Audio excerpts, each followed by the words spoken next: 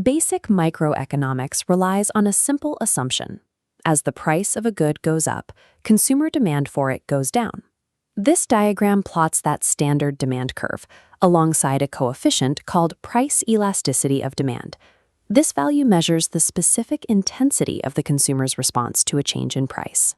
This coefficient is not a constant. When a product is unresponsive to price, the curve pivots toward a vertical position. As the coefficient approaches zero, demand remains nearly constant regardless of the cost. In a hyper-responsive market, the opposite occurs. A tiny price fluctuation triggers a massive shift in buying behavior, flattening the curve horizontally. Elasticity is a dynamic output. To understand market behavior, we have to identify the variables that dictate exactly how much a specific demand curve will bend. What real-world frictions cause one good to be perfectly rigid, while another is highly sensitive? Economists use a 6-factor framework to map these variables and calculate a product's true demand curve. Each factor acts as a point of friction, either restricting or freeing the consumer's ability to react to a price change. Analyzing these 6 styles individually allows us to predict consumer responsiveness, starting with the nature of the product itself. Factor 1 is the inherent nature of the commodity. Goods required for basic survival, absolute necessities, create inelastic demand. When the cost of a survival staple increases, consumers lack the option to abstain. They must absorb the higher price because their consumption levels cannot be reduced. This television set represents a comfort good, something a family desired but did not strictly need. Because these are lifestyle upgrades rather than necessities, their demand is highly elastic. Modern luxury items like the vintage mobile phone seen here show how price sensitivity scales. A minor price drop can trigger a disproportionate surge in demand as new demographics of buyers enter the market. Biological necessity produces a rigid, inelastic demand curve. By contrast, products driven by discretionary preference are highly sensitive to even minor price fluctuations. The second parameter is the availability of substitutes in the market. In a monopoly, where only one brand of a staple food is available, consumers are trapped. They must accept price hikes because they have no alternative, resulting in low elasticity. The introduction of a direct competitor instantly changes this calculation. If the price of one brand rises, consumers immediately migrate to the alternative.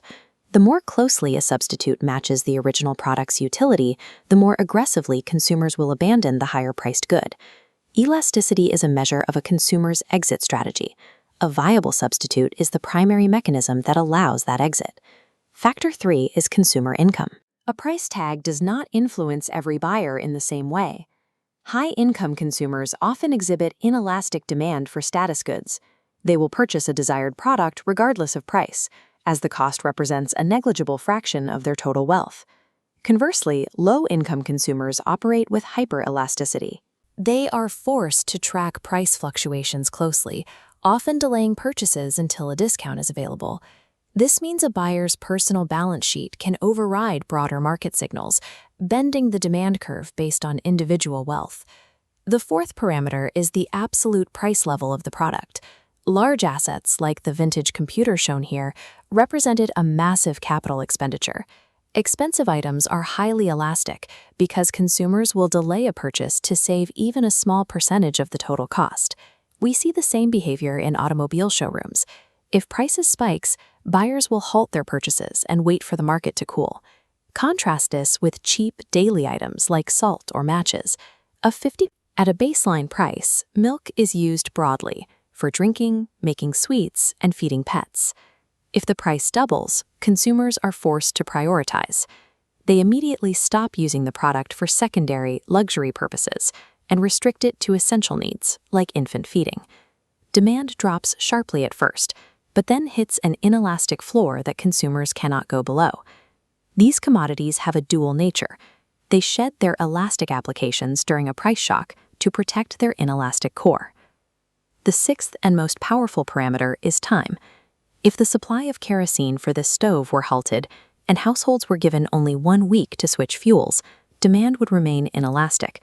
Within such a short window, consumers lack the time to purchase new equipment or adapt their infrastructure, forcing them to pay whatever is necessary to keep the stove lit. But if given 2 to 3 months, consumers can invest in the LPG cylinders seen here.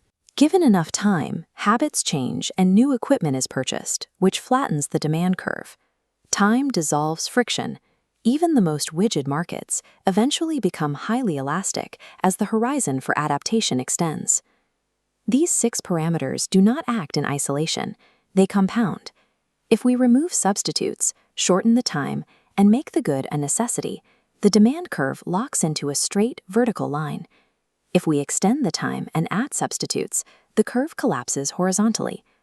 Ultimately, the elasticity of a market is determined by how these variables intersect.